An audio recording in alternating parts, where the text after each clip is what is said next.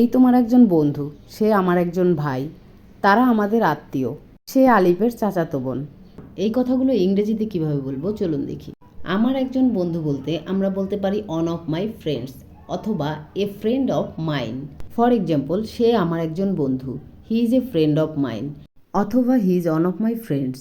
সে আমার একজন বোন, she is a sister of mine, or we can say he is one of my sister. সে আমাদের একজন বন্ধু, she is a friend of ours. আবার যদি বলতে চাই সে আমাদের একজন বন্ধু মাত্র, she is just A friend of ours. সে আমার একজন চাচাতো বোন, she is one of my cousin. অথবা বলতে পারি she is a cousin of mine. এখন যদি বলি সে তোমার একজন বন্ধু বা সে তোমার একজন ভাই, তাহলে অন অফ ইয়োর ব্রাদার্স অথবা এ ব্রাদার অফ ইয়োর্স। এক্সাম্পলগুলো দেখি।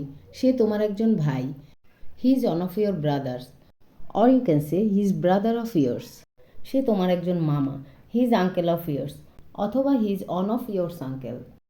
যদি বলি আমি তার একজন বন্ধু, তাহলে বলতে পারি অন অফ হিজ ফ্রেন্ড অথবা এ ফ্রেন্ড অফ হিম।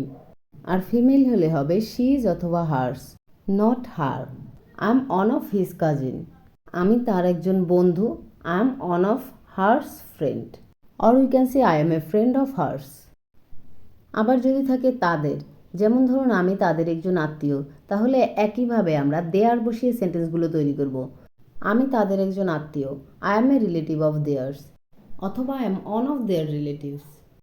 আবার যদি থাকে কোনো নাম, ধরুন সে মিতুর একজন friend, she is a friend of Mitu's, অথবা আমরা এখানে বলতে পারি she is one of Mitu's sister. সে আলিফের একজন আত্মীয়, she is a relative of Alif's, অথবা she is one of Alif's relative. Now it's your turn. সে তোমার একজন বন্ধুমাত্র। এই বাক্যটি কী হবে সেটা আপনারা আমাকে কমেন্টে জানাবেন।